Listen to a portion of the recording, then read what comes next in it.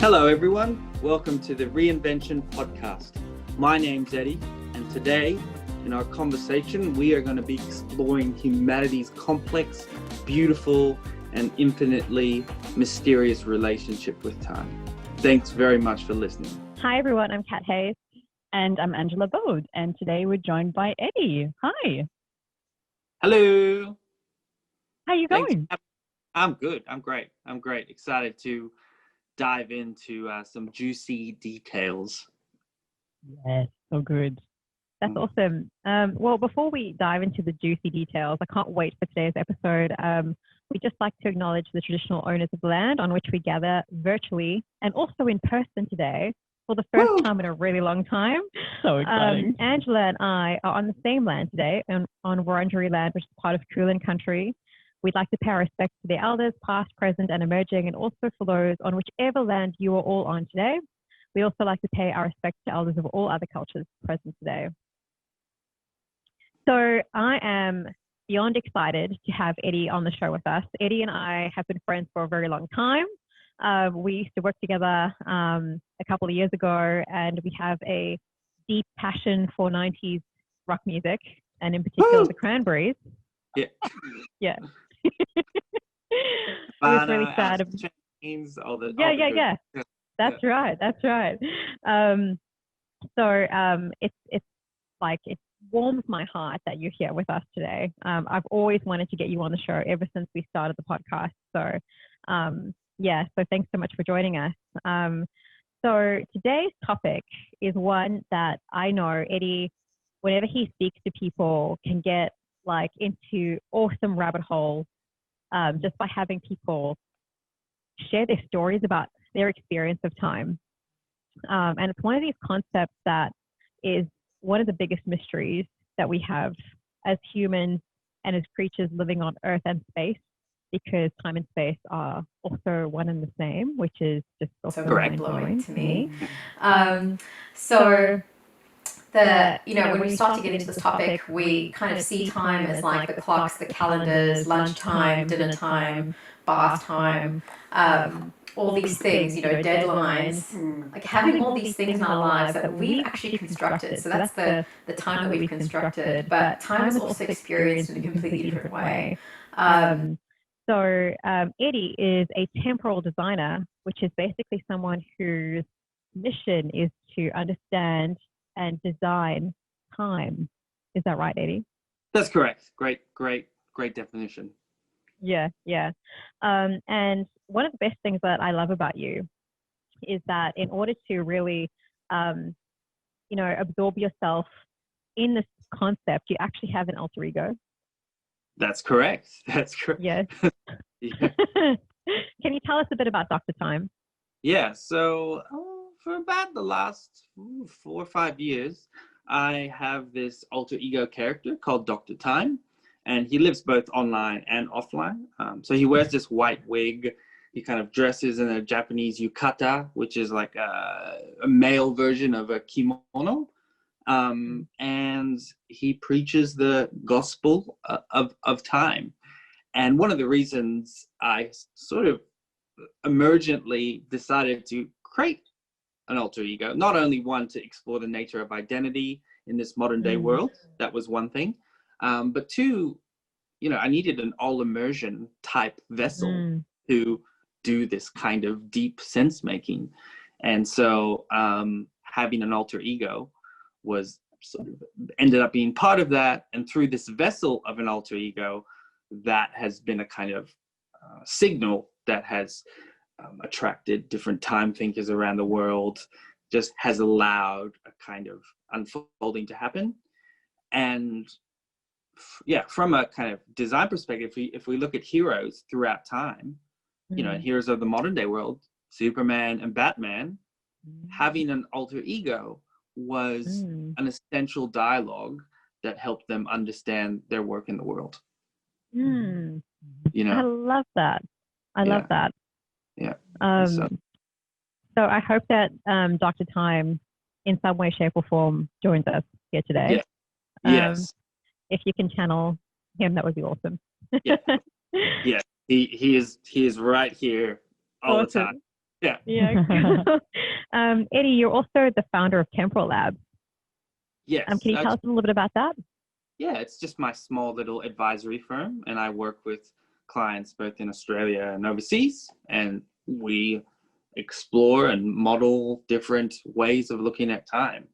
Right now, I'm kind of beta developing a kind of time school, I've called it, and just looking, how do we educate people at time, and how do we create solutions? And so, yeah, it's quite an open-ended exploration right now. So I'm talking with a psychologist of what time therapy could look like, talking about like the cryptocurrency guys of what's a time layer. But so I'm going quite broad, and just sort of looking at, given this COVID-19 world, what time acupuncture is needed or wants to be unleashed. So that's what I'm doing right now. Time school. Yeah, that sounds so cool. I know, that's something I want to do. Yeah, I like its bold name, Time School. It just so good. And Eddie, I've got to ask, I've heard you refer to yourself as a banana. Do you care to elaborate? Banana, yellow on the outside, Asian, and white on the inside. So yeah, I don't know if that's a bit racist, but I'm allowed to, as a banana, use that term. But you know, the whole East and West kind of idea, you know, as a third culture kid. For anyone who doesn't know that term, it's third culture kid is any kid who kind of grew up in a culture that's sort of different from their parents' original culture, or who's, you know, half this, half that. And so, yeah, that's definitely been one of Eddie's identities, core sense making things. Yeah.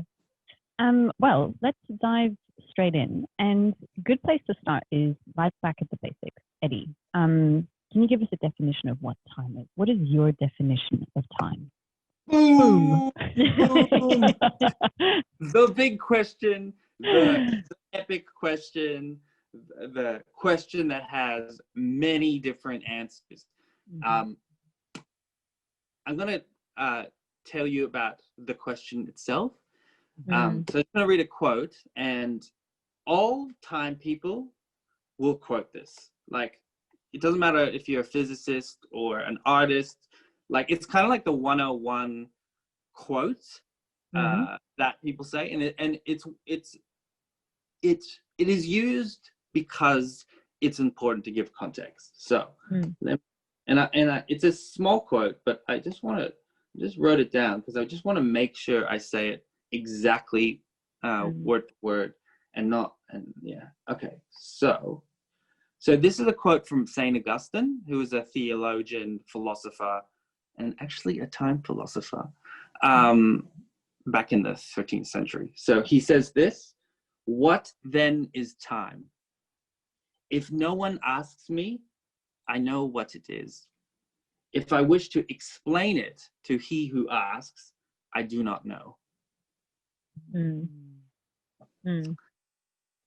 That question is important to set context because it's very hard to explain, even though, you know, as you're experiencing it, you kind of, it sometimes can go, oh yeah, I kind of get it. You know, sometimes language is, makes it difficult to sort of define what it is. So when you ask what is time, I like to say, always sort of keep that in mind, that it is a mystery. So it is hard to define. And that question has been a question that has been echoed throughout the centuries. That's why I think it's a cool question to ask, because it's been asked forever. In terms of my definition, I have my own definition. So as a chronosopher, which is the interdisciplinary study of time, so that's kind of my thing, my central discipline, or what I love doing. And you could say I'm a human-centric chronosopher, which is actually true. It is very true. So for me, time is the omnipresent field we are all in that is continually changing. Omnipresent field to highlight that space and time is kind of something we're always in. Yep. It is this sort of anything, and we are participating in, and time is always in a state of change. Past, present, future is always changing. There's a quote from David Mitchell, who wrote the book Cloud Atlas, and he says, "Time is to us what marine life is to fish, the great enabler of being." So I think the ocean metaphor is quite good.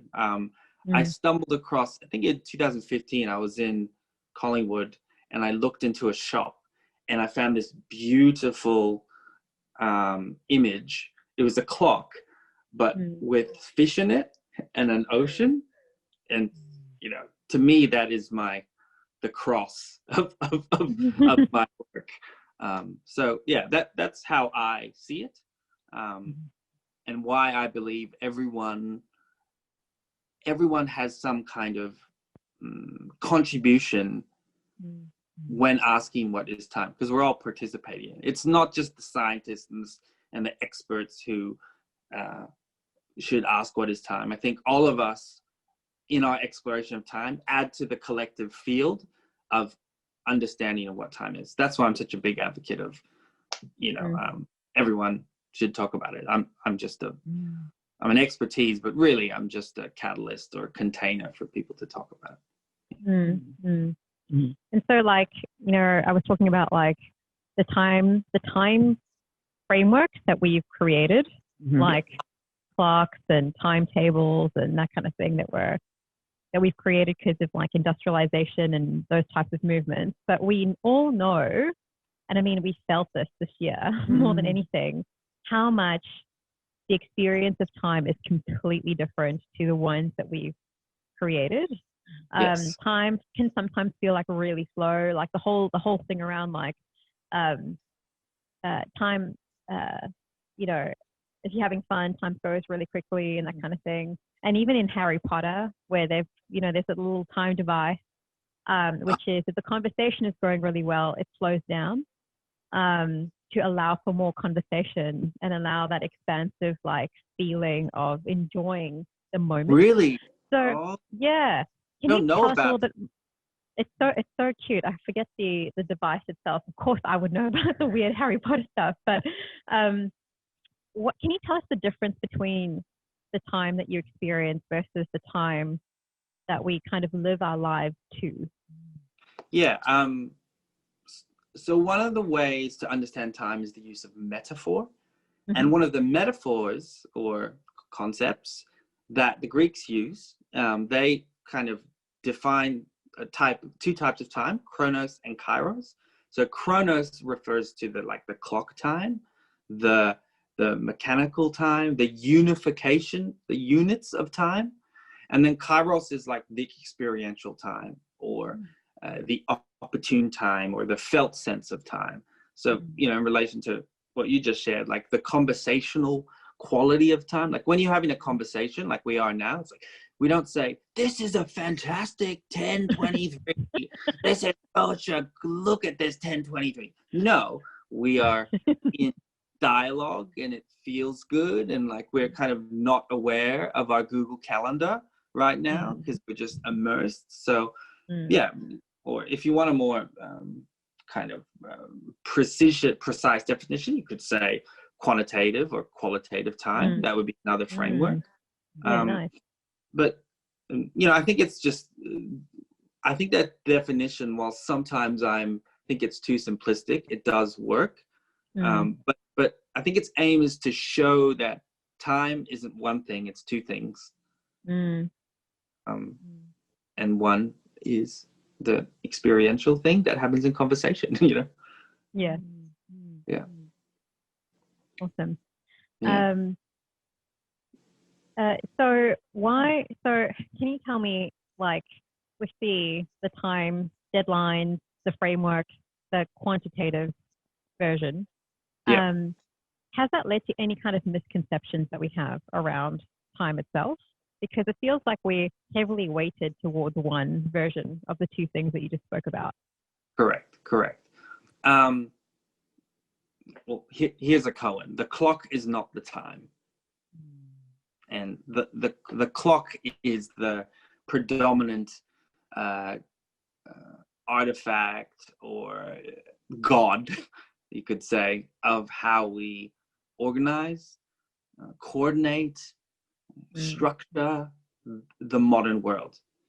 Now, if we sort of move back the timeline of history, the clock was actually an amazing invention that we are benefiting from. The clock has sort of probably been responsible for how capitalism has emerged. And, you know, look at our global planet. Look at what the clock has done.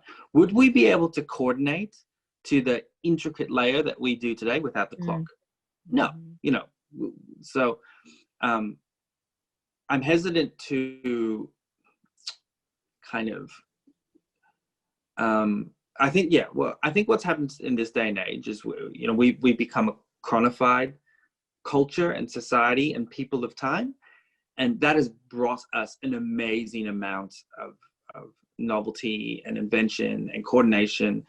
And I think we've tipped over, and that tipping over has led to a lot of stress that because we don't have a language to identify what's going on.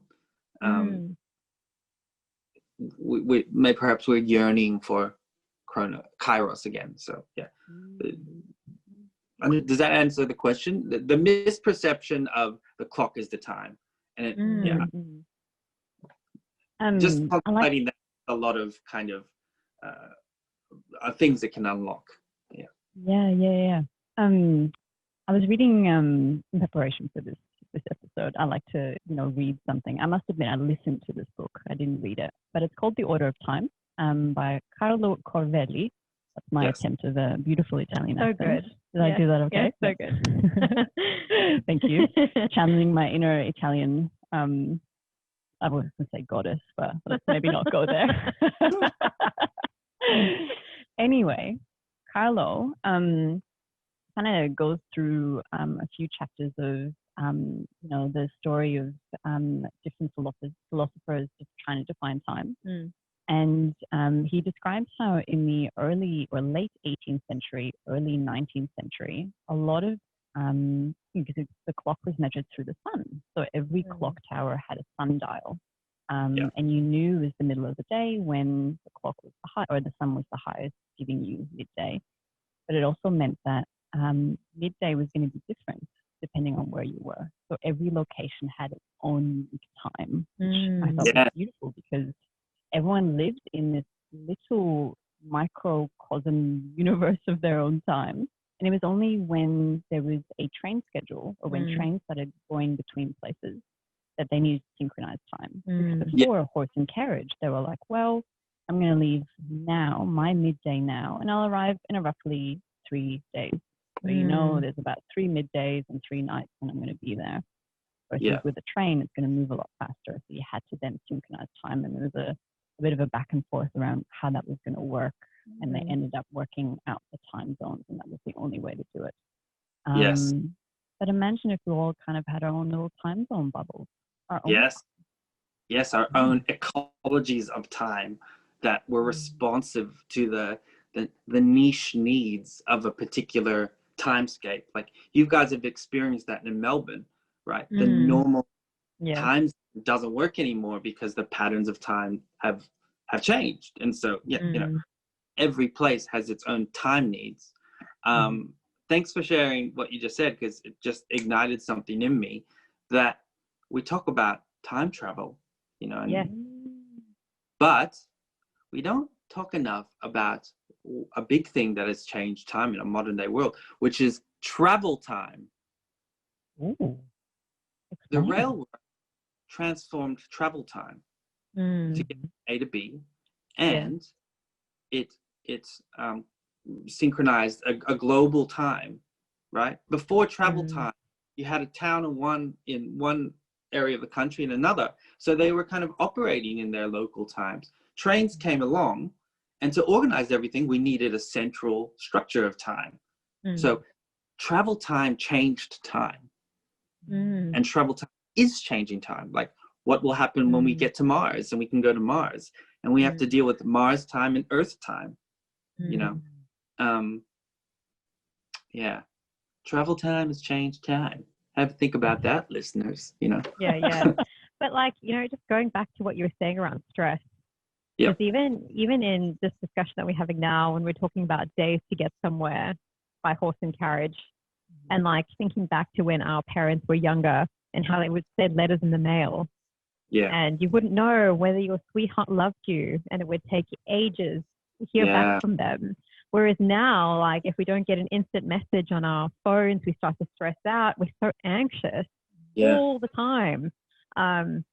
Travel time from A to B, like how fast is your commute? You're this and this away from the city. Yes, of course now, like with COVID, everything's changed because a lot of people having to work from home, and that commute is out of the way, and our relationship with time has changed. But like, it's definitely our kind of bias towards this more quantitative version has made us a lot more anxious than we used to be. Yes, because we believe the units is the actual experience of life. The units are a skin of life, you could say, a skin that allows us to live in the modern day world. But it's just a skin or a layer of clothing. It's not it. Regarding the stress thing you just mentioned, there's a media theorist by the name of Douglas Rushkoff, and he wrote a book in 2015, if I'm not mistaken, and it was called Present Shock, and he talks about time and Chronos and Chiros in it a lot. And essentially it's just, he says, especially with digital, like we're constantly shocked into the present. You know, it's like the next now. Oh God, where's the next now? Like, it's like a kind of, you could say it's a anti-mindfulness or perhaps, you know, but just we're constantly being shocked into what's next. And so thus why mindfulness has, you know, merged out of religious traditions, and now it's kind of, you know, people are making mindfulness startups, and I think it's just a response to the present shock that need is coming. Then I question, what is mindfulness when our monastery or the place we live in is present shocking? So just another what is time question mark I have. Yeah, I mean, one of the things, and this is going to be a question that I want to ask you as well, Eddie. One of the things I've noticed about myself is I used to, or I probably still do, I rush a lot. I rush from one thing to another because I want to save time. I have this thing about wanting to save, as if I could put it in a little jar, put it on the counter, and then on a rainy day I can, you know, look at my time jar.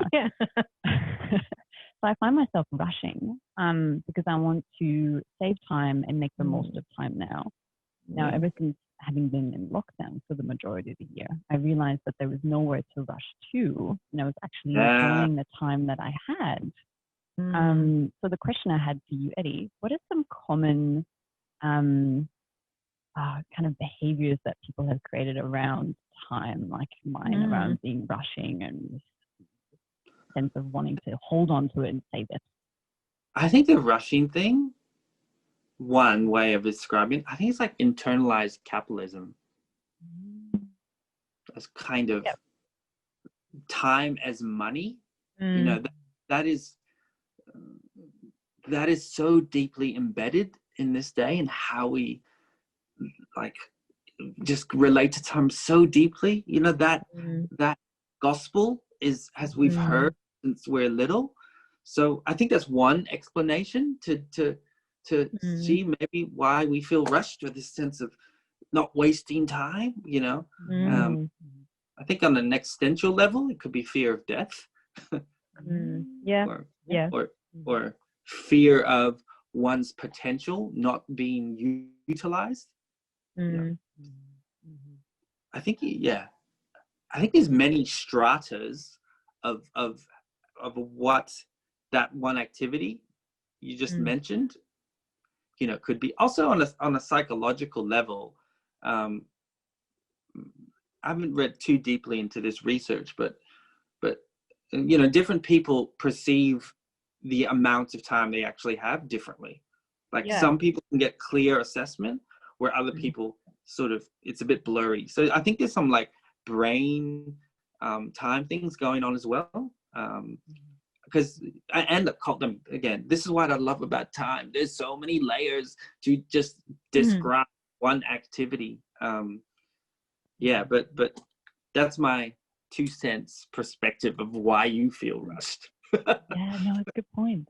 It's so funny because when you mentioned that example of like saving your time in this like little jar or something like that, it reminded me of like my toddler is learning to pour water, you know, using a little like cup or something, and he's in the bath and he gets really excited when he realizes that there's water in the container, and he puts his hand inside and he's like, oh, there's water in here, and there's also water in the bath. And it kind of reminds me of the metaphor that you just used about the ocean and having like this jar, because you can't actually save time because we're living in it. No. You know, it's kind of the same thing. Like it's the same thing. It's ever present, but it's also still moving. And you can't necessarily go back. You can save your activities or what you're doing with it, but time itself is not something that you can exchange in that kind of way. You can exchange money, you know, or effort or activity, but you can't actually exchange time because it keeps moving.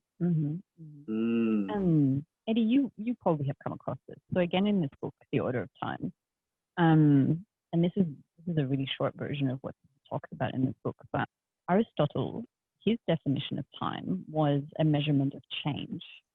So he was saying, if nothing is changing, so if nothing is moving, does time actually pass? So I had to sit with that one for quite a while, because he was kind of saying, you know, usually we refer to time as when something occurs, like I'll be in your town in 3 days' time. So there's been movement. I've been moving from one place to another. There's, you know, friction in the air. It's change. There's change, right? Yeah. So when nothing changes or nothing moves, does time cease to pass? And he believed if nothing changes, time does not pass. Whoa. Ooh, does time change and not change? Okay, my inner rock star just wants to rock something back, a Bob Dylan quote. Bob Dylan song, actually, rather. So he says, come gather around people wherever you roam, and admit that the water around you has grown, and accept that to say to the bone. Yeah, anyway, the line, the times are changing. So when, Aristotle's got me thinking. I know. He does that. Because I think about like, you know, when we thinking about the work world. I was going to say, when you think time is not changing on one level, on another level, time is changing. So it can feel like nothing is in your perceptual glasses. But, you know, if we use this metaphor of the ocean, does the ocean stand still? No. Yeah. So does time not change? No, I think change is the fabric of time. So, but you can have a perceptual feeling of time's not change, but that's because you might not be aware of the waves on one level. Yeah. Yeah. So on that note, Eddie, this specific question. So how does it, or might rephrase that one. How does time impact humans and different cultures? Ooh. Well, we all have different relationships with time, like different cultures celebrate time in different ways. Yeah. The cross-cultural communication and time is like, I like nerding out on that. A little bit. So as a third culture kid, even before I got into this, I was recognizing the differences between different cultures and how they relate to time. Now, one thing I like about Japanese and Germans is, and I've joked about with my German and Japanese friends, is, you know, very precise with time, you know. Yes. And like, I have this joke with my half Japanese friend, and it is a commentary on time. Like, if you, so we have this game. If we're going to meet up, we have a ridiculous time, like 6:39, and we'll stand around the corner, and we're not allowed to meet till 6:39. And if you come too early, you lose the game. I want it because I'm always early. I'm always early. Are you early? Yeah. Oh my God. I'm always dying early. On the inside if I'm late. Exactly. Me too. Me too. I will sometimes go, it's absolutely ridiculous. Sometimes I'll go 20 minutes early and I'll just wait around the corner. And this is like the embedded Japanese cultural time. If I'm late, I cannot handle that. That is the most stressful thing ever. You know, even seriously, 2-3 minutes late, you know, I can't handle it. So the Japanese cultural's, let's call it temporal genome, is definitely, you know, embedded in my being. As opposed to, you know, the Australian time, especially here in Port Douglas, where people are more relaxed, and, you know, so I kind of am definitely more fluid of the clock doesn't need to be so precise. And yeah, so even, I'm going to go with Japan a second. Like, another way of seeing Japan is, I like how Japanese culture can be very precise, and they have that kind of clarity with the Chronos, what Chronos time is. And paradoxically, they are actually deeply, you know, through Zen, through Shintoism, through Buddhism, like, these are spiritual traditions that look deeply into time. So they sort of can get the deep present, and that the clock isn't the time, you know. So I love that one of my mother countries, or my mother's from Japan, has a in my opinion, a deeper kind of relationship with time. So yeah, there's a book called The Geography of Time that looks at time and culture. It's sort of in that space, it's sort of the textbook, or the main book, written by a guy named Robert Levine. But yeah, time and culture, time and social psychology, like, that's a whole bag of worms to explore. And I've only gone in and out, but wow, yeah, there's so much. Yeah. So, like, Eddie, why are you a temporal designer? Why are you in this field? What are you trying to do? What are you trying to change? Okay, so I'd say personally, I've always been attracted to, like, craftspeople, and how craftspeople will work on one thing and go all in over a long period of time. And that kind of deep, expertise or deep mastery that comes when you inquire into something for a long period of time. So I have that attraction to follow that. And I feel like I'm still early days. Like, so I have a 30-year horizon with this. So I'm very patient that it's sort of taken me, it's taken me a lot longer than I would have ideally hoped. But then I realized, okay, I got to step back. That's career notions, you know. Carl Jung once said, life doesn't begin till you're 40. Anything before that is just an experiment. Yeah. Carl Jung said that, you know. So that's one labor, a kind of creative mastery thing. Another layer is just, I've been attracted to the idea of, there's a University of East London professor who writes about, whose work looks at, like, happiness, and how different cultures, different words, and how that creates a kind of a perception of reality. And he used this term, which I liked it, which I've borrowed, and he calls it experiential cartography. And the idea of that is essentially the map becomes the experience, and the experience becomes the map. So when you're looking at the cartography of time or the map of time, it creates like a new reality of time, a new realm, a new operating system of time. And I've always been enthralled, which is why I kind of end up in the innovation scene of people who like create like a spaceship of their particular expertise or way of looking, and that creates a whole nother video game of life. So looking at time as a fundamental thing, it's like creating a new reality, or a new experiential map. And time is one of these deepest things that we are all participating in. And I think it needs a deep dive, so that deep dive can be shared back out because we're all in it. That's a sort of a long answer. I hope it. And so, like, what do you, in terms of being able to shed a light on like a different reality once people start learning a bit more about it, what do you hope to achieve with it? What do you hope to change? For the everyday human? Yeah. For the everyday human, I would suppose just having a tiny bit more temporal literacy, and it just only needs to be a tiny bit to make a big impact. And like, I think the main thing is just understanding your own relationship to time. You know, we all have one, but perhaps it's not, just needs some clarity, you know? And time is so embedded into our being. So I think it's so important that we just have some kind of relationship with it, because that can give you agency in the world.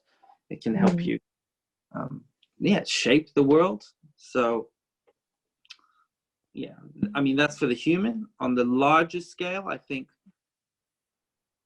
a lot of the grand problems that we face today have a temporal component to it. So think about something like climate change.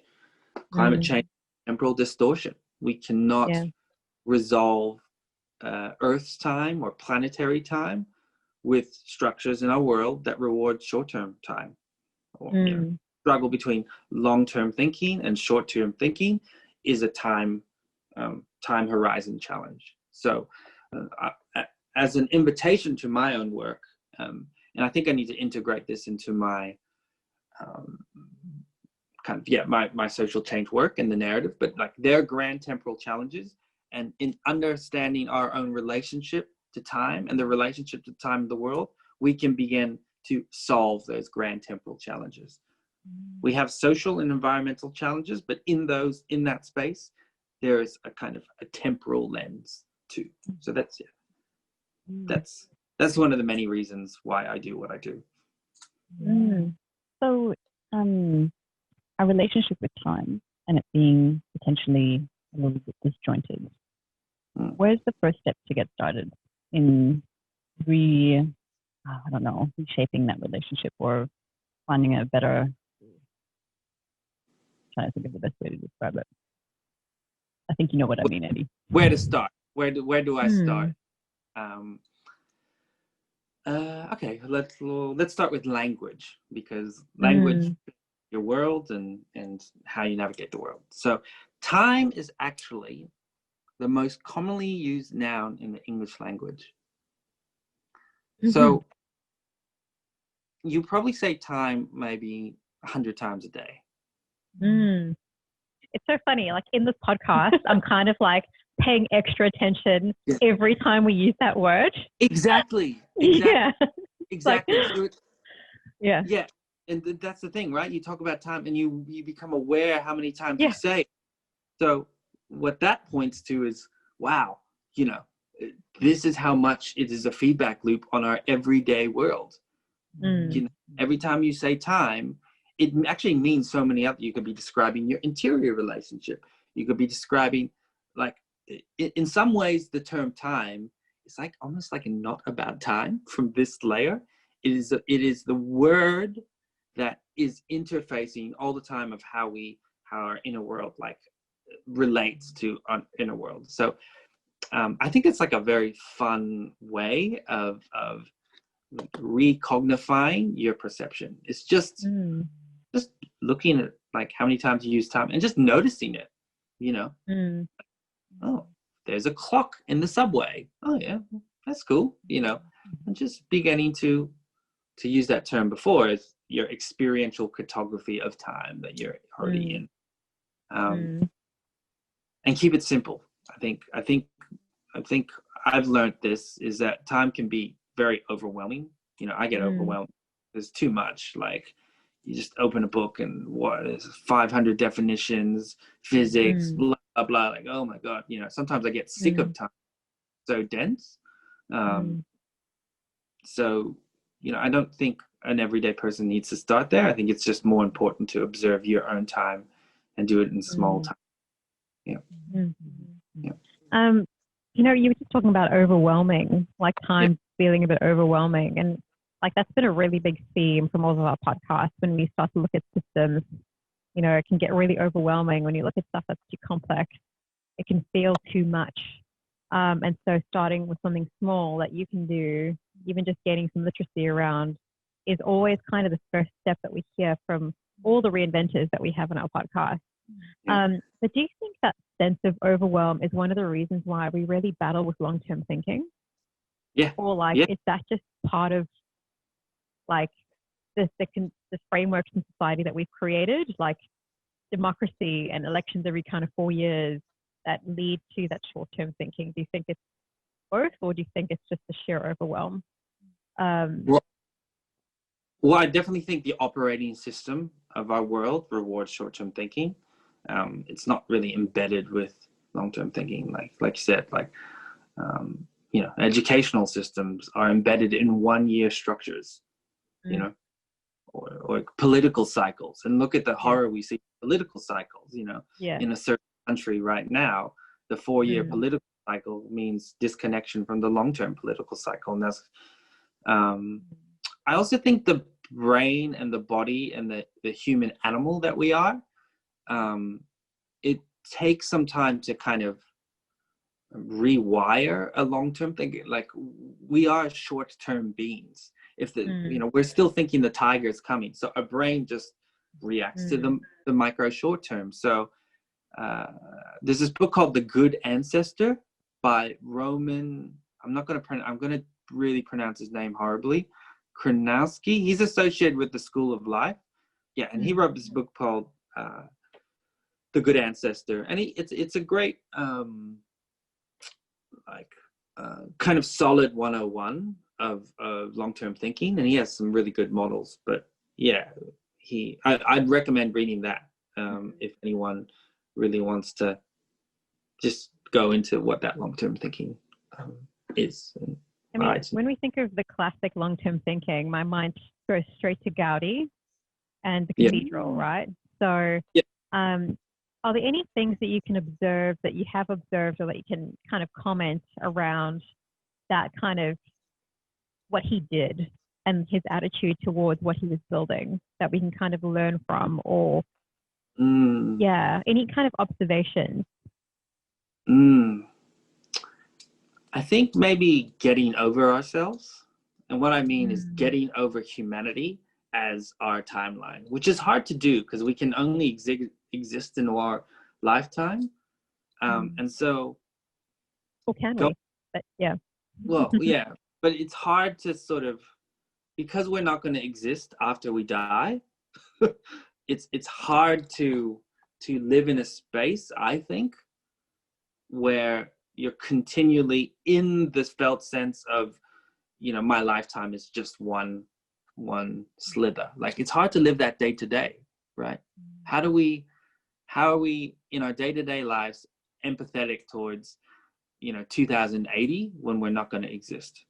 How do we make decisions moment to moment with that in mind? It sounds like a cool thing to do, and we recognize it's important, but it's hard to embed that, you know, because once again, our bodies are short-term thinking kind of things, and we're having to deal with that, and we're inundated with different time loops, you know, and often short-term time loops, whether that's our phone.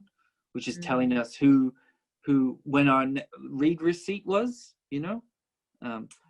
So just to go on a side tangent, I like to think of the internet as a clock. It is a massive clock. And why it's a clock is because we're continually given timestamps, and every timestamp affects your perception. So look, when you see a read receipt from someone and they haven't written back to you, what happens? You go into a panic. Yeah. You go into a panic. And what is that? It is changing your experience of time. So I find it interesting, you know, if you look at a clock, which is just a set of numbers, right? And we all recognize a clock is moving at a certain speed, you know, that measures.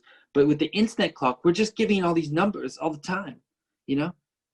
It's 7:50 in Thailand. Holy shit. Oh, it's 12:30 from when my friend last replied. And so that can create a kind of overwhelm, actually, that I think the internet has created an overwhelm. Yeah. But it's also created lots of benefit.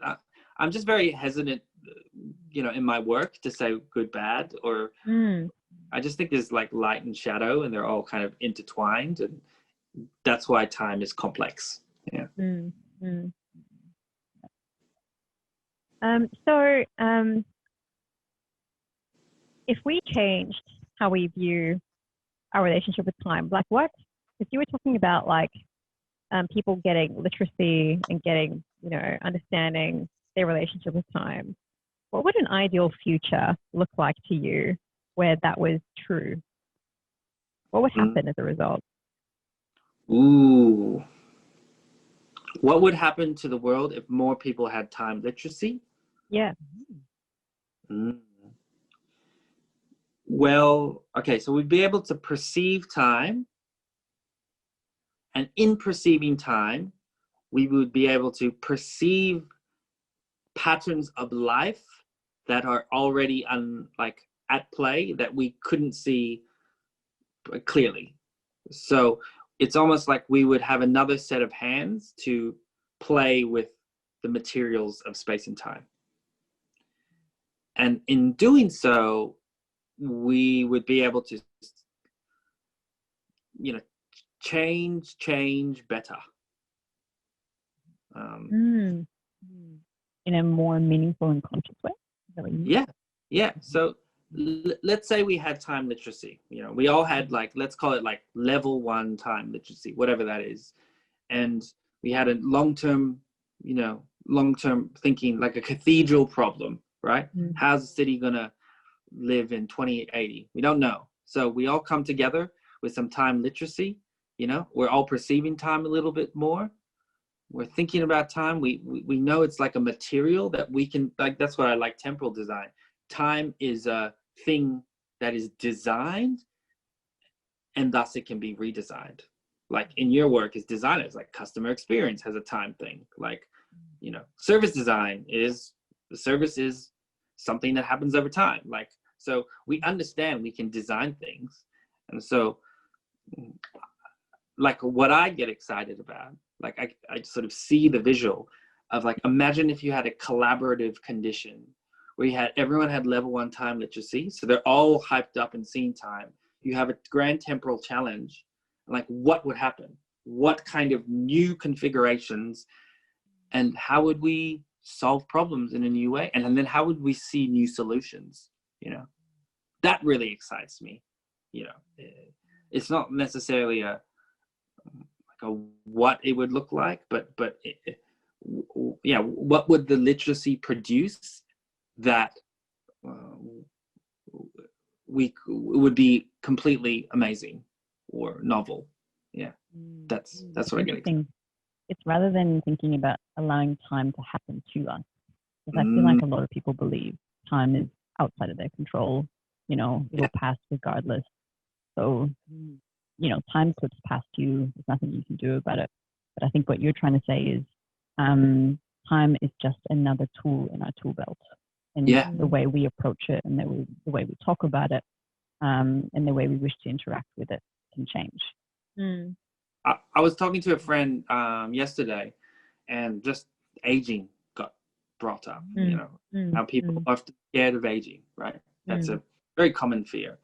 And because we're scared of aging, like aging feels like this thing that's out of our control and it's just happening to us. But, aging there's so many embedded biases around aging. And aging is like kind of how a change over time that happens in our bodies, in our psychology, etc. And I just like she was talking about my friend, how her body is changing, and like I used to have a fear around changing. I mean, I still do. I'm scared of aging. I feel like I look young, so I still want to be in my 20s.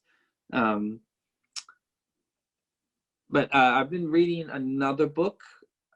As you know, if it hasn't become clear enough, I read many things simultaneously and look at patterns and weave them together. Like that's as a chronosopher, that's what I do. Anyway, back to the point. So he wrote this book called Bolder, and he's trying to reimagine what aging is, and create a more positive view. And he had this one thing that I was like, yeah, that's money. And he said, the benefit about aging is you grow deeper into who you are. And that automatically was like this shift, such a simple thing, but it's like, yeah, man, that's awesome. If I'm going to age, and yeah, there's certain like entropy that's going to happen. I might not be as good looking when I'm 60, but I'll know myself deeper, and and that's exciting. So bring it, So the point in sharing that is, look, a bit of time literacy, an understanding that aging is not just this thing of time that's happening to you. It is something that is designed, and it's embedded in culture and society and nature. And we can reframe that in a way that creates more like bank in our moment-to-moment experience. And it's, I guess, the finding freedom in time as well, because it kind of makes me think of what we were saying earlier around, humanity has created or manufactured frameworks to make time more tangible, schedule, clock, morning time, evening time, bath time, and even when you think about the time in a work setting, you start work at 9 and you finish at 5. What happens if you're not a morning person? What if you're a night owl that has their sparks of creativity at nighttime? How can you find that freedom of time in a highly set set of frameworks of time that's been put out there? Maybe you need to communicate your time needs, and that comes through understanding your time behavior. So in chronobiology, and Dan Pink wrote about this, or kind of helped evangelize this in his book When, but he talks about we all have chronotypes, and this is 101 chronobiology. But as a chronotype, really there's morning people and night owls. Like that isn't just some concept or some thing we made up. That is actually proven in science, and some people do get a second wind in the evenings. So I think like knowing which one you are, I'm definitely a night owl. I would like to kind of retrain myself to be a morning person, but I also have let go and go, yeah, I'm just a night owl, So talk about an imagined world. Like, what would a temporally inclusive workforce look like? I know, right? So good. Think about that. Think about that. Especially now, because we're in a digital, like, you guys are working with people from Hong Kong. I mean, the time difference isn't that much, but like Hong Kong's time is different from our time. I just, I wonder how much workplace conflict is like time related, but we don't realize. Like we're true, right? I wonder, and I haven't investigated that fully, but I think a lot of it is. Well, I mean, going back to the whole, because there's a lot of biases, right? So going back to the whole time is money in the workplace being a thing. You're late, being late, being tardy, like overtime. There's definitely full-time, part-time, casual. Like, oh, I'm just casual, just casual with my time. No.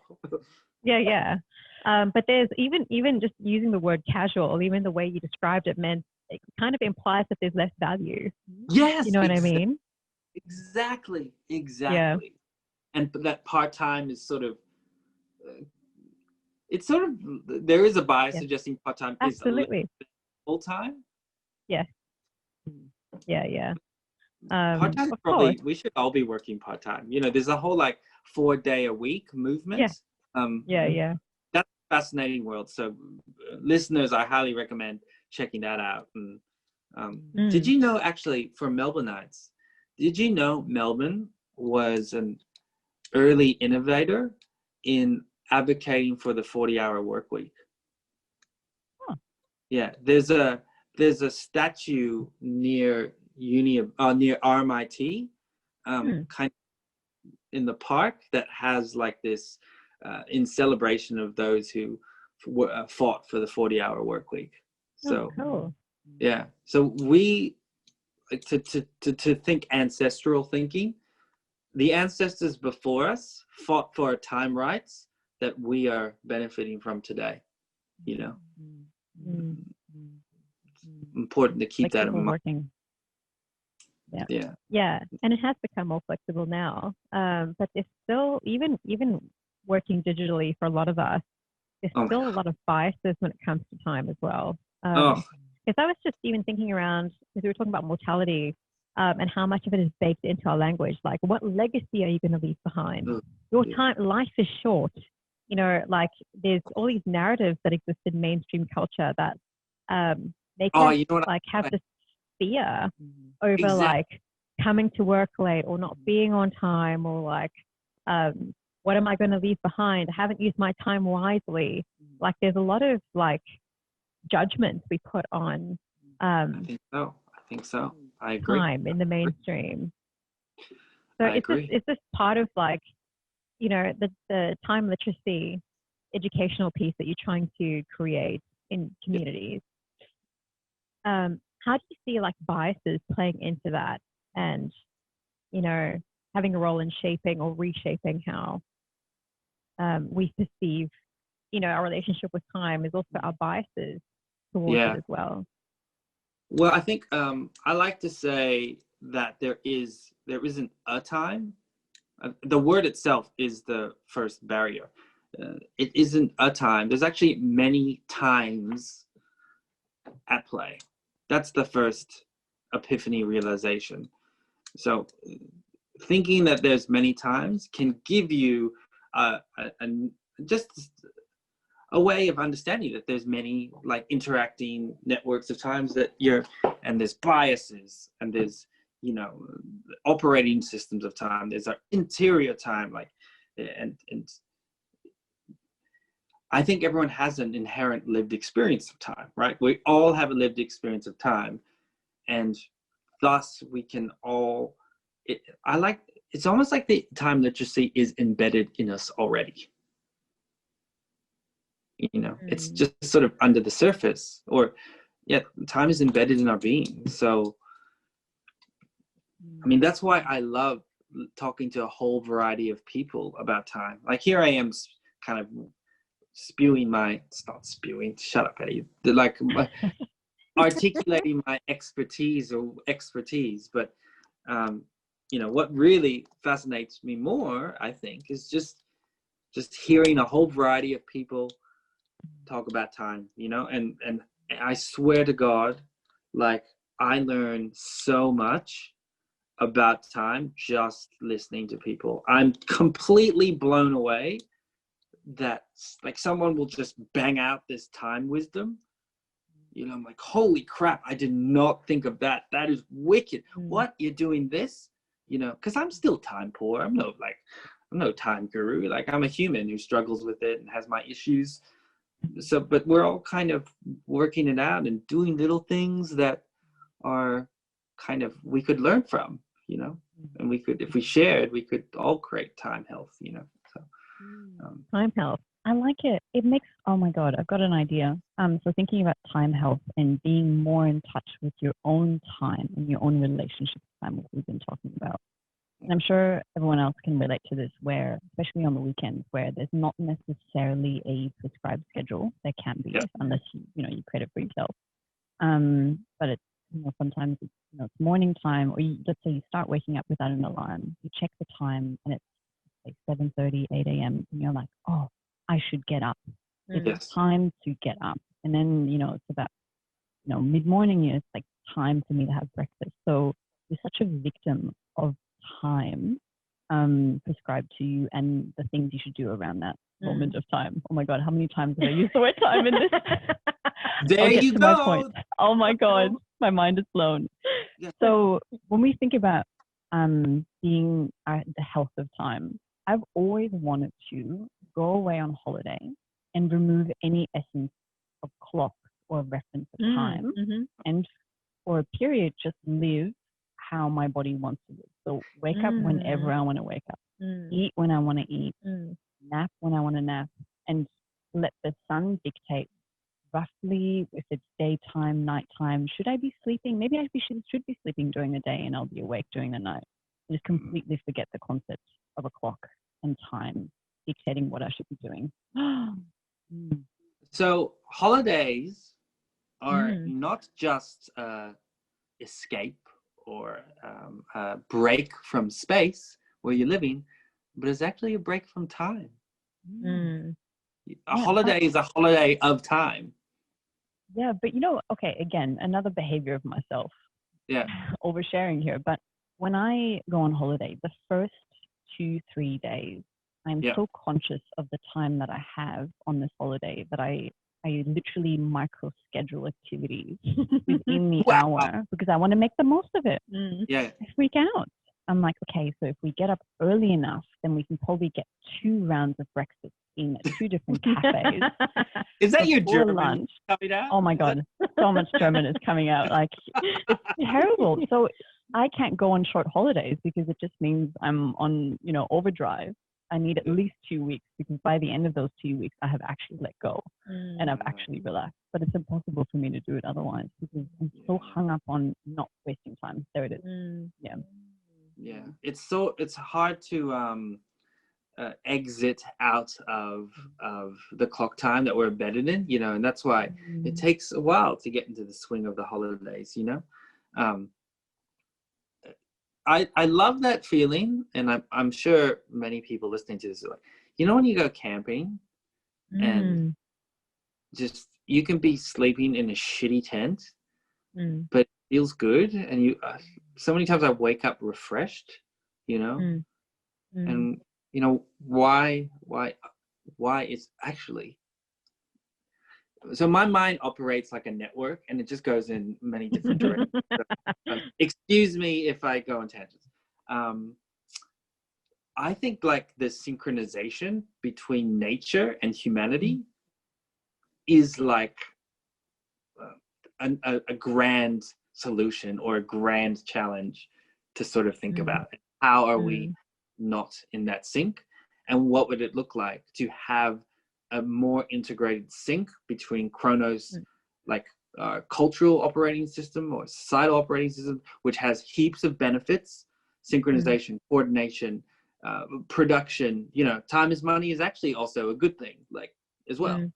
And nature time, like you mentioned, you sort of are seeking sometimes when you go on holiday, you are seeking a synchronization, not with the clock, but with the sun and the moon. Absolutely. I always find exactly how you said that with camping and with really like getting back to nature, I experience time completely differently.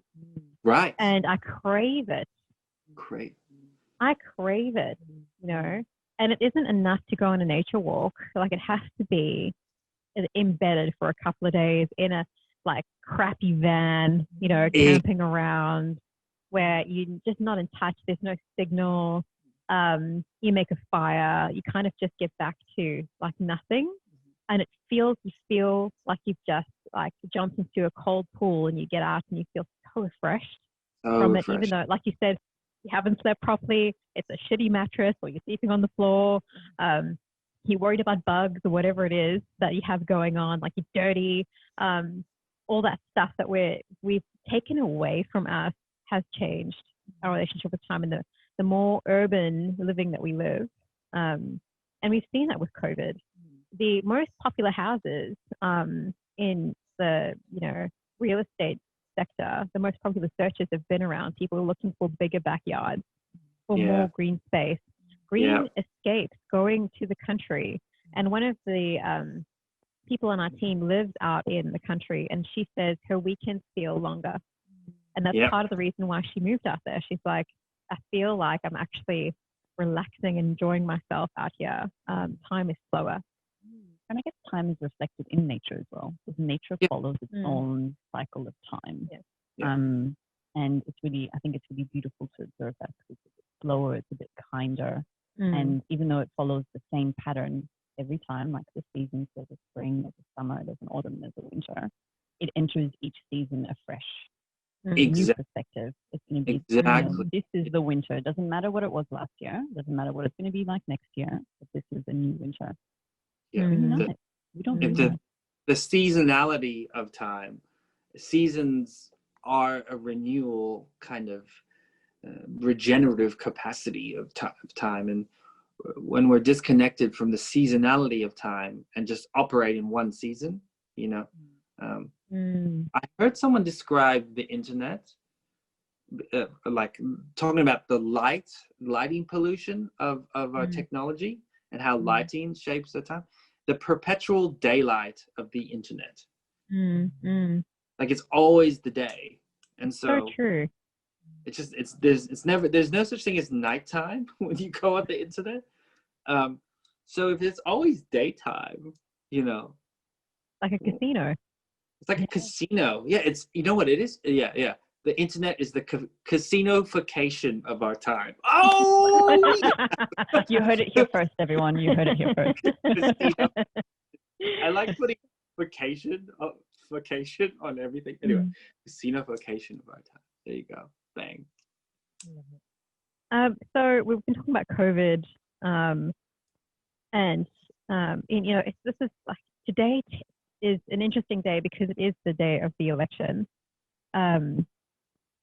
So I'm interested to understand from you, like, have you noticed any changes? I'm interested to know from you, Eddie, what trends and shifts have you seen with our relationship with time, and what do you anticipate will happen, or what ideal future would you want to see as a result in this weird pandemic time that we're in right now? Well, I hope it ignites some time literacy, because we're having a collective shared time perception, and it gave us a break from our societal operating system, and we're sort of seeing that how much our markers of our society shape our time, and when you take them away and space and time changes, your perception of time changes. I think the thing with COVID, it has a paradoxical thing. On one level, time is changing so quickly. You just turn on TV, how many COVID deaths there are, like it's a sort of a speed of time, and things have changed so much in this 1 year that's absolutely crazy. Then on the other hand, many people are just in their homes and it's just nothing's changing. So that it's very weird. So that's why, like, people, people feel weird. I've heard that word a lot. Like, just feel weird. What is hell is going on? And and I think it's actually a good answer, because it does feel weird. I mean, for me, I must admit, I've been in Port Douglas, so I haven't actually felt the time perception warping in the same way that Melbourne people have. And so, yeah, I think Melbourneites have an opportunity, an accidental time perception kind of lesson that y'all have learned, So, and there's I've got a Notion board, and I've been collecting all the articles of everyone who's written about COVID-19 and time. So I'll be sure to give that to you guys. Awesome. There's just a lot of pieces being written on that, especially like when journalists write about it, you know, when journalists start writing about it, journalists listen to the signals that are coming through the collective. That's what they do very well. And so just if journalists are writing about it, clearly people are talking about it or thinking about it. And I just, you know, also think I saw this Maureen Thurston. Do you know her? She's like, Oh yeah. Yeah, she just like, I like her. She's pretty cool. She just shared this article about like how flexible working is changing our sense of work time. And so I think in conclusion to this rant I'm going on about right now, I just think COVID has created a kind of like a temporal vertigo. Like we don't know where to stand. And having a collective temporal vertigo potentially perhaps will create a yearning for time literacy to kind of figure out what the hell just happened. Yeah. So Eddie, looking back at the conversation we've had so far about time, looking back on time, what stood out the most for you that we have explored today? What stood out the most?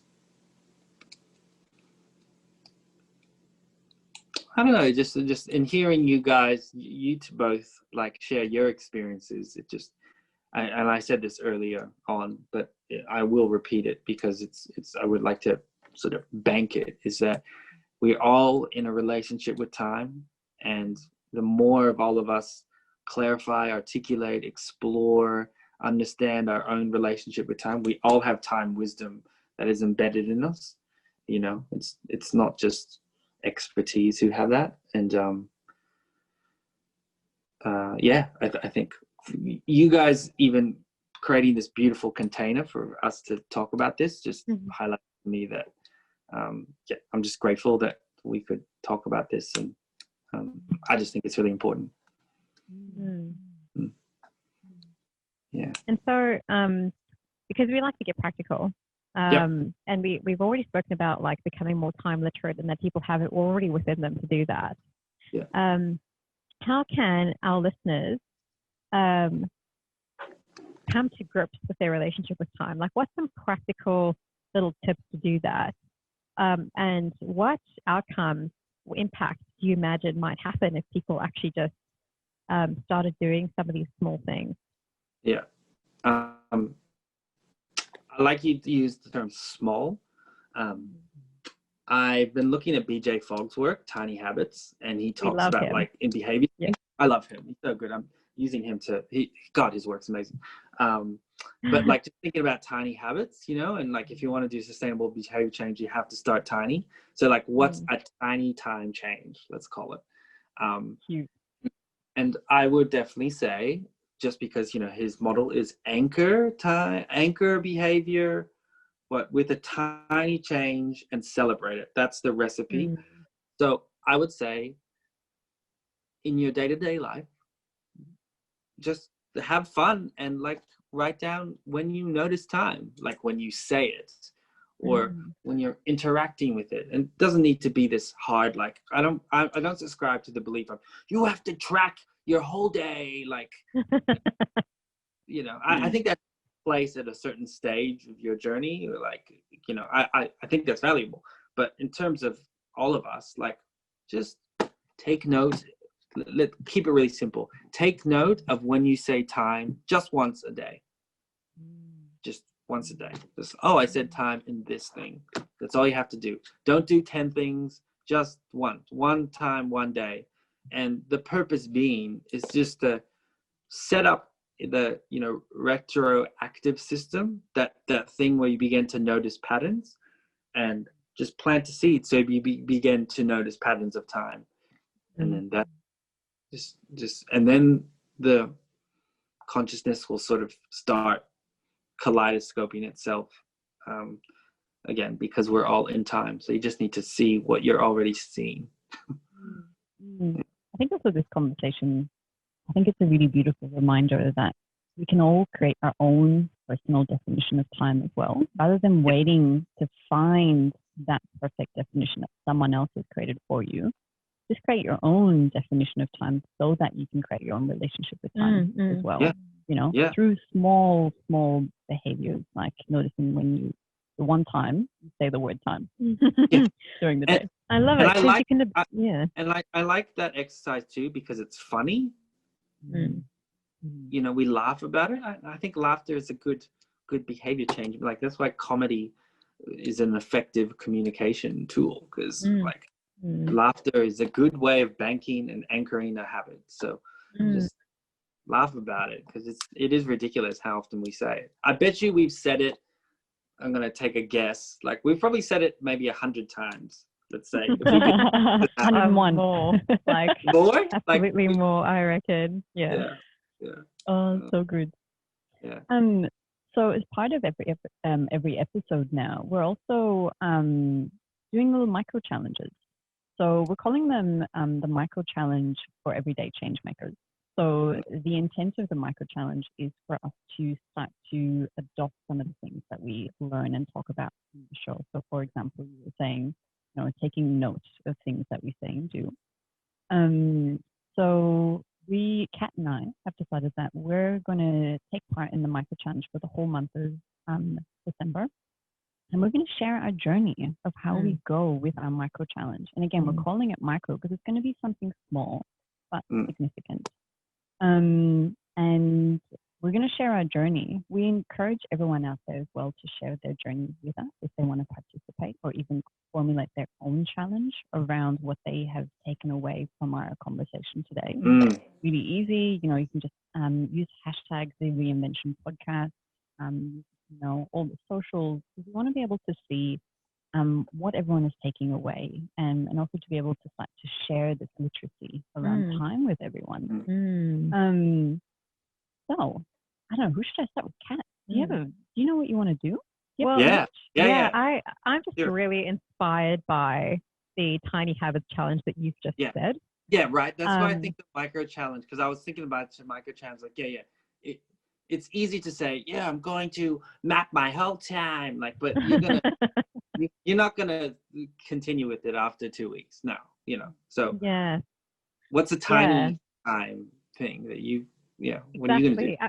I'm going to do exactly what you said. So once a day, whenever I say, at any time that I say the word time, because you say it last, I want to write it down, but also observe how I've used it in what way, to understand like the biases around how I'm perceiving time.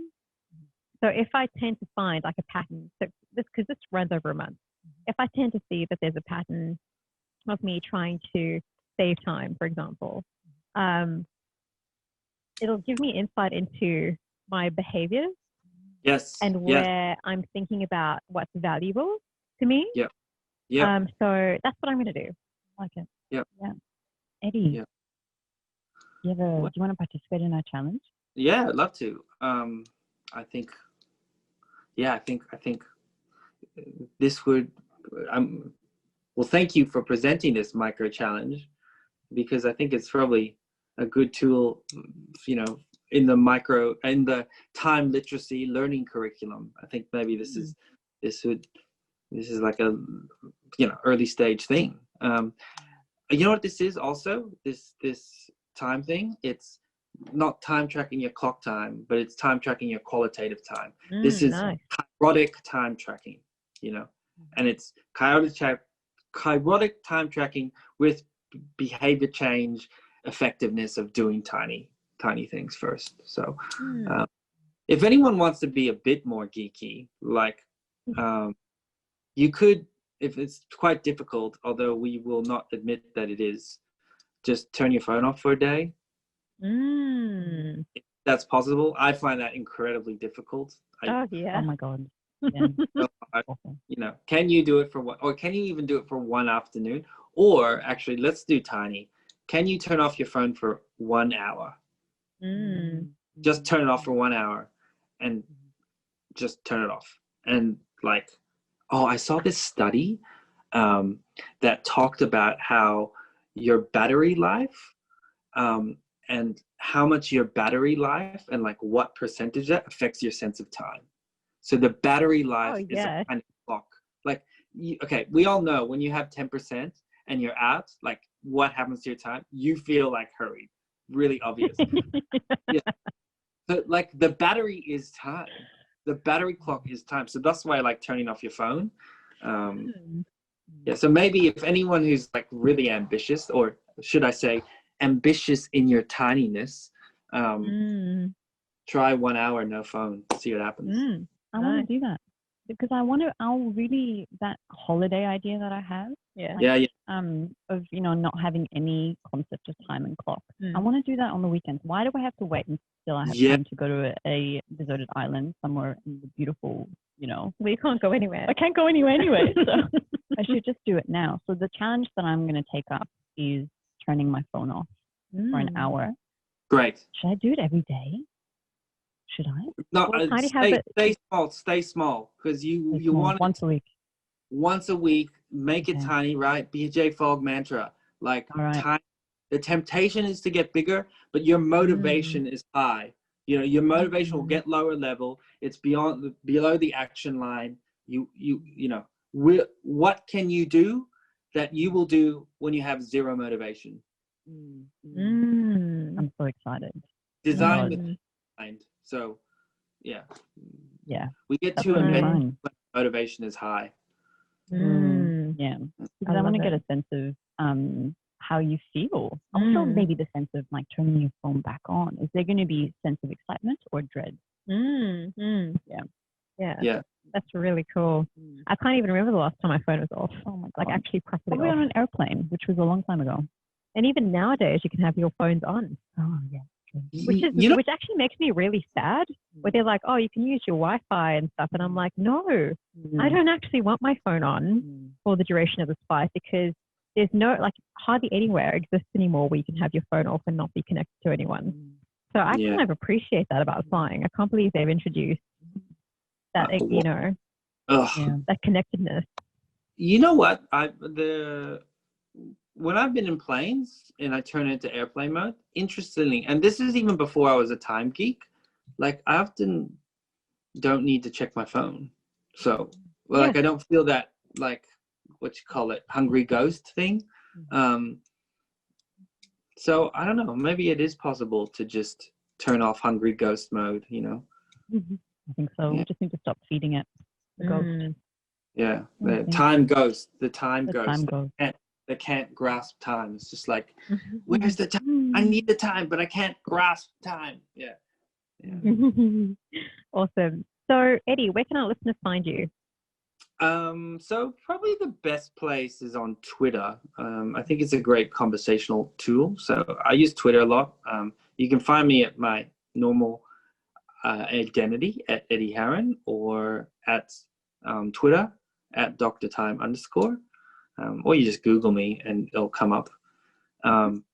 Still trying to like rebuild my personal brand, because I've been so deep into contemplation that, like, part of my journey right now is to come back out and, like, you know, personal brands are, I hate the term, but it's important how you interface with others. So anyway, long story short, just find me on Twitter. That's the best place. Awesome. This has been such an awesome time. I had to use that. I really have enjoyed this conversation with you. And I think that now more than ever is a huge opportunity for people to become more time literate, given that everything's in flux. And we have huge problems, like you mentioned, that are temporal issues like climate change ahead of us.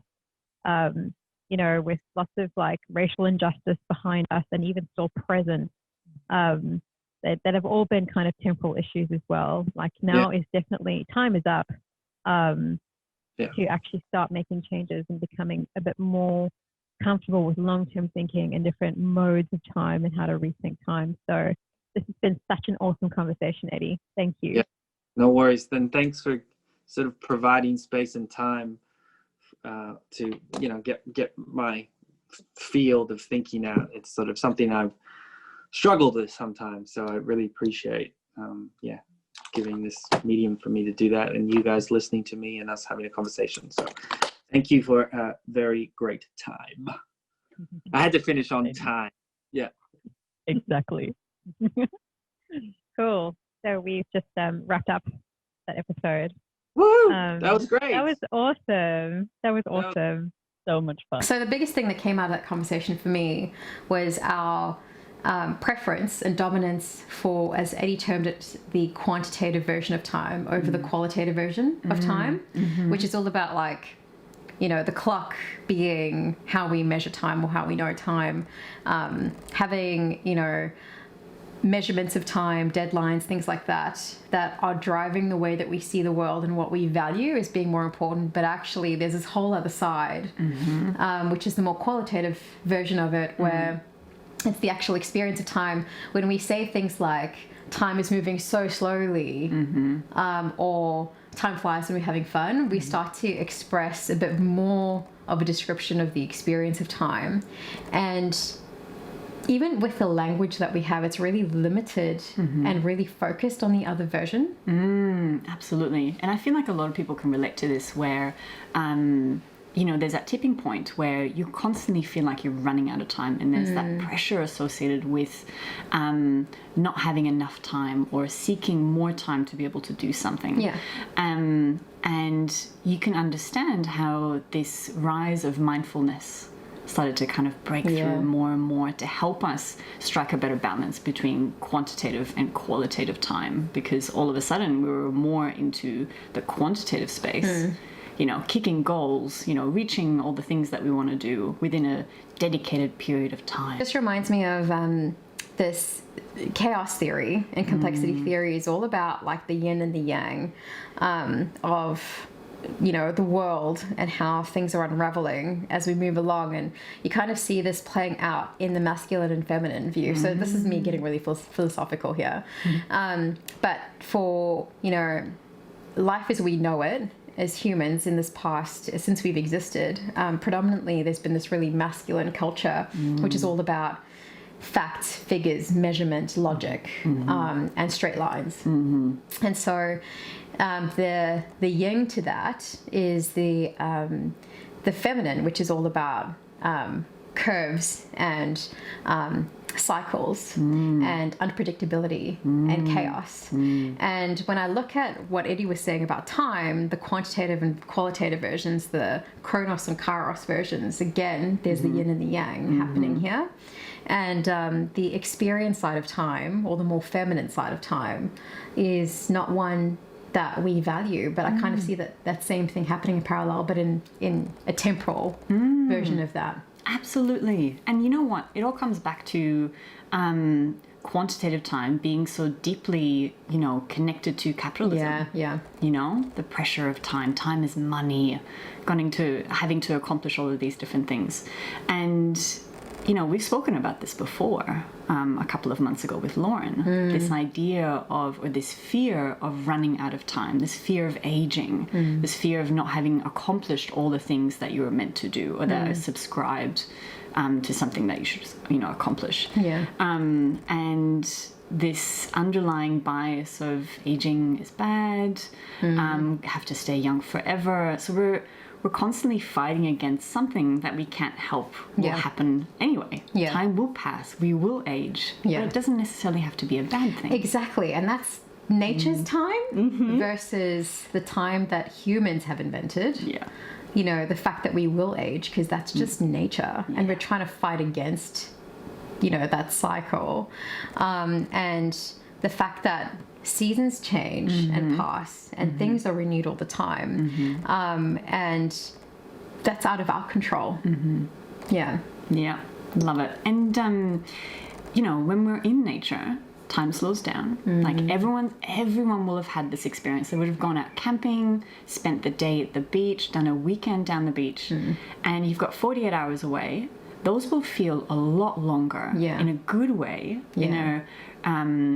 in a rejuvenating way, in comparison to 48 hours that you might spend at home or during the week when you're kind of in the hustle and bustle of everything, when you've got those time measurements all around you. Yeah, it's amazing. Connecting back to that natural time, rather than the one that we've invented, is so rejuvenating, as you've said, and we crave it, don't we?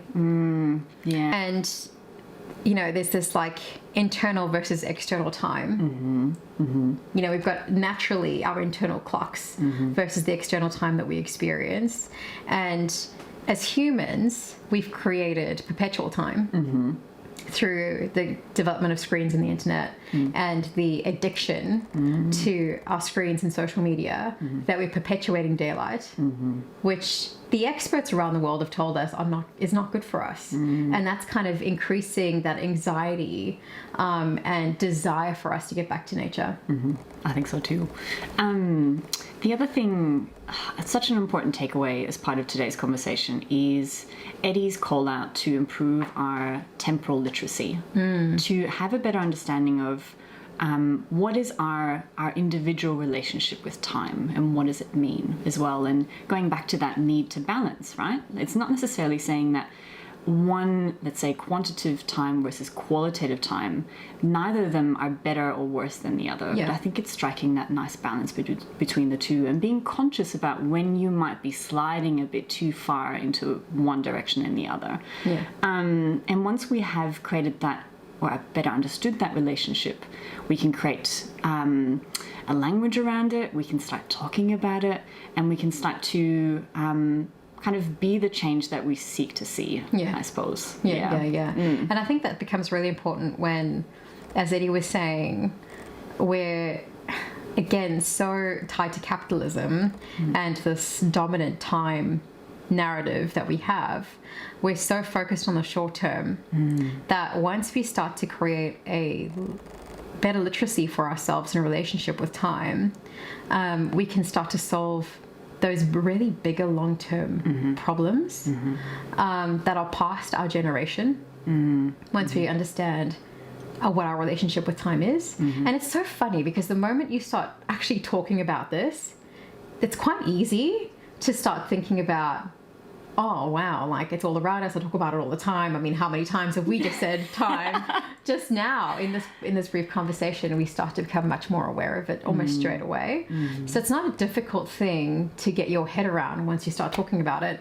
And imagine if more people did, and we could really start focusing on solving for bigger problems like climate change that are generational issues. Exactly. So what we've got here is a little bit of an invitation for our listeners to, as you're heading into the holiday season, to grab a friend, grab a family member, grab your neighbor and chat to them about the things you've heard in the episode today. Chat to them about what time means to you, what you might have noticed about how you think or treat time, and the relationship you would like to have with time in the future.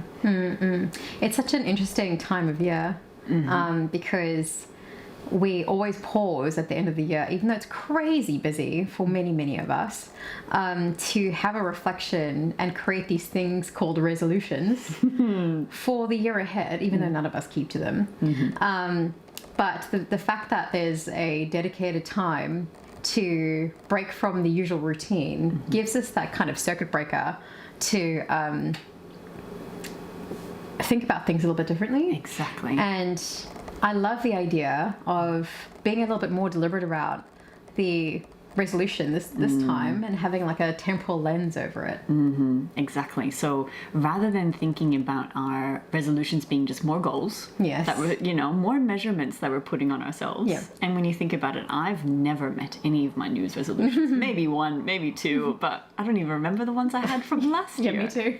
What's going on? So instead of prescribing more measurements on top of something that already feels quite overwhelming, maybe this year or maybe this upcoming year is kind of thinking about, well, what relationship do I want to have with time? What does qualitative time look like for me? That's good. And I mean, I think given the year that we've had, it's the perfect opportunity to, all of us have talked about reassessing our values and our priorities this year, and have experienced time completely differently. So I think it's the perfect opportunity to think about time differently moving into the new year. Absolutely. So what I thought we would do, it's December 2020, and we've had one hell of a year. Oof, that's true. Is have a bit of a chat and a reflection on the year that we've had. We've done a lot of things this year. We've started a podcast. We spoke to some incredible reinventors. And I just wanted to take the time to reflect on the stuff that we've learned, the things that surprised us, and our biggest takeaways for the year. So what struck you the most this year? Anything? Ooh, big question. The thing that struck me the most is that reinvention sits in all of the nooks and crannies around us. So we have been able to speak to so many interesting people from around the world, across different sectors and industries. Okay, yeah, that's a big question. I think for me is that reinvention is all around us. It sits in all of the nooks and is crannies a word? Yeah, it is a word. It's like the second time I was like, oh my god, did I say crannies or grannies? It's so good. Yeah. Oh my god, okay, third time lucky. If you're ever going to do a bloopers version, like it's The crannies have to be in there. Crannies have to, and then what was the other one? Show and shine. That was my favorite. Can we please do a bloopers? So good. Oh my god, okay. Okay, we're good. Okay. Let's go. That's a big question. If I think about it, I think for me, it helped me understand that reinvention is all around us. And it is something that we're all capable of doing. So what I mean by that is, so we've managed to speak to so many different types of people from around the world, across different sectors and industries, with different backgrounds, with different belief systems and plans for the future. And they're talking about reinvention in a way that we can all relate to. Yeah. I wasn't sure if that was going to happen, you know? Like, I was kind of perhaps imagining that certain reinvention stories would be interesting, but wouldn't feel attainable to me, and something that I could, you know, be able to take on board and start to look at what my reinvention dialogue or narrative is.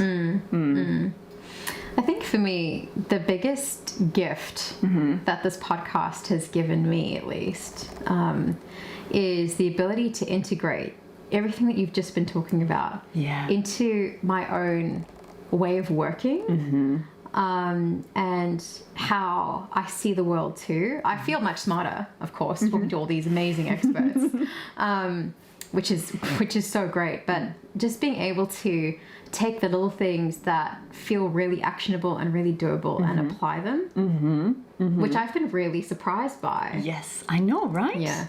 And the other thing that I love is the conversations I've had with friends and family around each episode. Yeah. So my coach Jess, she's a legend, and I see her once or twice a week, and whenever we release an episode, we'll have a conversation about it, and she'll be like, Ange, oh my god, I need to debrief with you about this topic. Oh, that's cool. And it's really nice to hear what each conversation has brought up for other people, and then you get to have a conversation and be like, oh, interesting, you saw it this way, you heard it this way. Yeah. I actually didn't realize that. And you know, great things always come from a conversation and a dialogue, and kind of just seeing where that takes things. And I think that's great, because I feel like our conversations on the show can now occur outside and beyond the show as well, which is great. I know. I love that. We're so lucky, aren't we? Oh my god, I love it. So what do you think the lesson that you've learned, the biggest lesson you learned this year? Okay, yeah. Biggest lesson that I learned this year is to, I'm going to make it a twofold. Yeah. To not wait too long. So kind of bend, right? Do things now.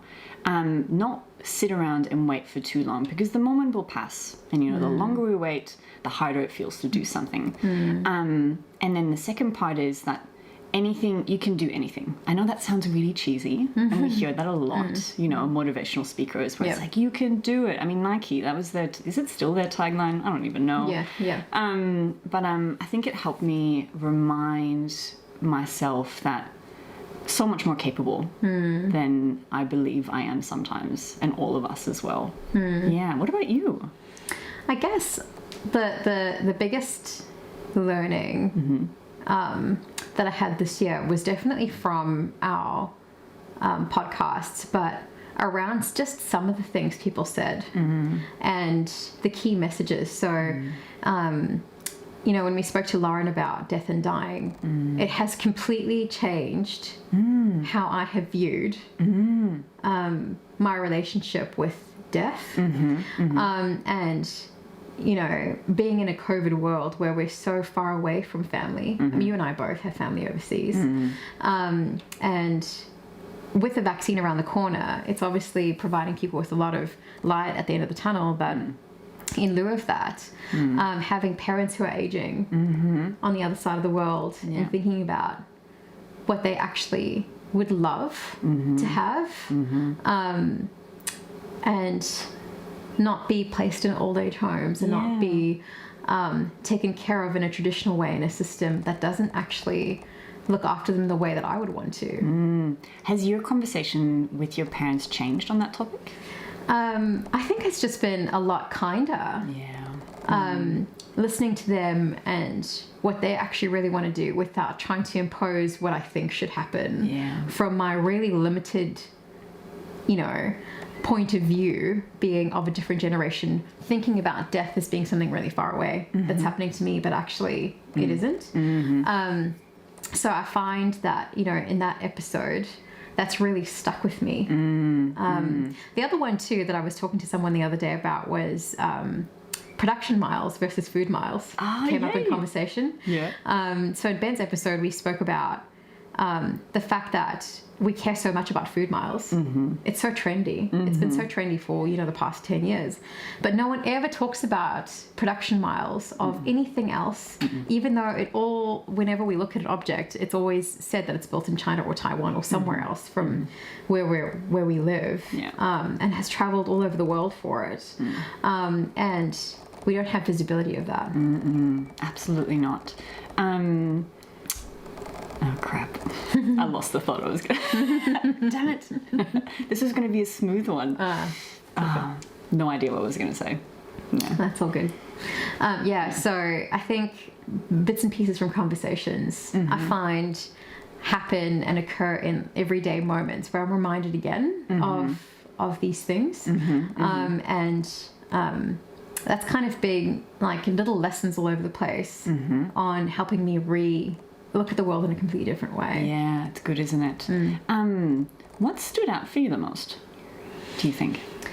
I guess the biggest thing is that with all of the people that we've spoken to, and I mean, these are rock stars that have been on TED Talks, multiple TED Talks, and have been all over the news and in media, that they're all just regular people. Yes. Yeah. And I think sometimes in society, and even in our large organizations, when we look at people with titles, we give them power and they sit in positions of power and authority. And because of that, they become these celebrities or figments that feel too far away from us. And we kind of put them on these pedestals, which they themselves don't even appreciate because they're just trying to do what they want to do. And it's been so great to relate to each and every single individual that we've spoken to, just as humans, not just about what they're trying to do, but how they see the world and why. And it's really humbling to begin these conversations with them. Isn't it? Like, I remember our first episode with Tammy. Yeah. And Tammy, you know, joining us from Florida on Zoom in, I think her bedroom or living room, not quite sure. And she had these kick-ass fairy lights in the background. Yeah. So, and there's this chick who's just, you know, badass, you know, chick in tech, right? You know, crap, I'm losing all my words. I'll start that again. What was I saying? Tammy in her bedroom, tech rock star. Tech rock star. Yeah. What did you say? Oh, just how everyone's so human. human eye. Yeah. This really reminds me of our first ever episode that we recorded with Tammy. And Tammy was joining us from Florida, and she was on Zoom. I think it was her bedroom or her living room, not quite sure, and she had the fairy lights in the background. Yeah. And here is this rock star tech chick having this amazing conversation with us. And it felt like we were literally sitting down with her in her living room with the fairy lights and just having a heart-to-heart conversation. Yeah. Which is amazing because it just allows us to connect with people on a slightly different level, which is so generous. I think there's been a lot of generosity in this space as well, which is nice because everyone has been so keen to share their story with us. Yeah. And I think that, having a medium like this that demystifies some of these things that feel so far away from us really helps bring us closer to what is possible for us to do in our own lives. There's a lot of room for opportunity. Yeah. I think every time I walk away from an episode, there's something where I'm like, ooh, I'm going to put that in my pocket. I'm going to put that in my pocket, which is why I love the idea of our micro challenges now. Because it's a really nice active reminder for me to go, okay, there was something here that really rung true for me. And then I want to take into my everyday life. And then I also then have the conversations with people, where I'm like, asking friends about what to do with stale bread. I'm like, like we have so much bread in the house. Help. What do I do, right? Besides putting it in the freezer, because my freezer is full of sliced bread. And so we made these, baking story. So I made these croutons, and I was like, I'm going to make galore bread croutons here. Season them, put fresh herbs in them, and they tasted like the best chips you get at the pub. Oh, right. Oh my God, we just literally ate them as they were instead of actually using them. Well, who would have known? I know, right? Yeah. That's really awesome. So tell me, what's coming up for the podcast next year? Ooh, so many exciting things. One thing that I know you and me want to do is kind of sit down, do a little bit of a reflection and kind of think about the year ahead. And I think the thing for me is to be able to continue to have these conversations, to continue to be able to find the connections between them, but most importantly, looking at the integration. I think that's where the gold kind of sits, is that integration of our conversations and being able to think about, okay, if we're talking about all these practical means of accessing reinvention or applying reinvention or seeking reinvention, is how can we all do it? And making it a bit more, not more practical, but really letting those things shine a little bit. Because I love being practical. I can't help it. I'm always like, ooh, I want tips, tricks, like what can I take away? And maybe there's an opportunity to be able to do that a little bit more. Well, I mean, we are talking about releasing a toolkit. Yes. Which we're very excited about. Designed from the things that we learn in each episode. So stay tuned for that. Coming up next year. So exciting. I'm also excited to speak to the variety of guests that we've got coming up next year and what's happening for them in 2021. Given that we're not over, this pandemic isn't over, even though we're sitting in sunny Australia and we can all go for brunches and restaurants again, the rest of the world is, for the most part, still under lockdowns, under lots of restrictions, in a really crazy time of year, which is the time when we're all supposed to be together. So recognizing that we're all still in a really, really interesting time. Next year's shows are going to be even more telling of the type of future that we need to create given where we've come from, and I'm really excited about that. I'm really excited. You know what, I actually had this conversation with someone quite recently around 2021. Everyone's like, let's just finish this year 2020, let's put it away, bottom drawer, let's forget it ever happened. And I'm like, hang on a second, there's actually a lot we can learn. And I feel like 2020 was a big pause button, and the I guess the vibe I want to take into 21 is growth and expansion. Those are the two words that come to mind. Oh, nice. Where it's kind of like, we had 2020 to stop, reflect, reprioritize, and then let's take that into the new year and kind of go, okay, where are the opportunities? What do we want to do with them as well? Yeah. I love having words for New Year's. That's a thing that I do. Yeah, nice. I always choose a word as well. Oh my God. What did you pick for this year? Oh, God, I can't even remember. Was it pandemic? Lockdown? No. I love like your ideas about growth and expansion, especially because how we do that needs to look really different. Traditionally, we'd look at those words or think about those words and think about like, oh, I'm going to grow into my career and my new roles and it's going to look a certain way. But, we're not going to wake up on New Year's Day in 2021 and go, oh, wow, 2020 is over. Yeah, no. It's all over. It's all done. Everyone keeps saying that, 2020 this, 2020 that it's like, well, 2021 is going to look pretty much the same, I think. I think so too. And I think that's okay. I think that's completely fine because I feel like what the year has taught us is to be patient and resilient. Yeah. And the two need to walk hand in hand. And then we can use those two things as tools to grow and expand next year. But it's not one of those things where it's going to happen on the 1st of January. No. It kind of give it time. That's right. And I think the other really important thing that's come out of this year is to be kind. Yes, absolutely. Yeah. There's always those, sayings and things, quotes, around being kind to people because you don't know what they're going through. And we've all going through a massive trauma. Yeah. It's what Keisha said, your own teacup. That's right. Be really mindful of how full your own teacup is. And that was my biggest takeaway out of that conversation because that was a killer conversation, right? Yeah. And that was the thing where I'm like, oh my God, I always overfill my teacup every single time. And just having that visual reminder, it's like, oh, of course. Yeah. We can do this. We can be completely in control of what is in that teacup and how much of it. Be wonderful. Well, that's an amazing point to end off with to wrap up our year. Thank you so much, Angie. Was I the guest on the show? But just for being such an awesome host with me. Thank you to Make Studios, our listeners and our guests for helping us create an amazing show, to Calvin, our video editor, who's just a complete whiz with editing stuff over Zoom, which has been such a challenge this year, to my wonderful husband, Marnie, who is recording us right now and helping out with the edits, Patty, who's just helped us with programming, Dan, who has also helped conceptualize the show. It's been an amazing year. There's probably a ton more people I can't even think about in this moment. To the entire Make team for supporting us. It's been such an awesome, wild ride, and I'm so excited what's going to happen next.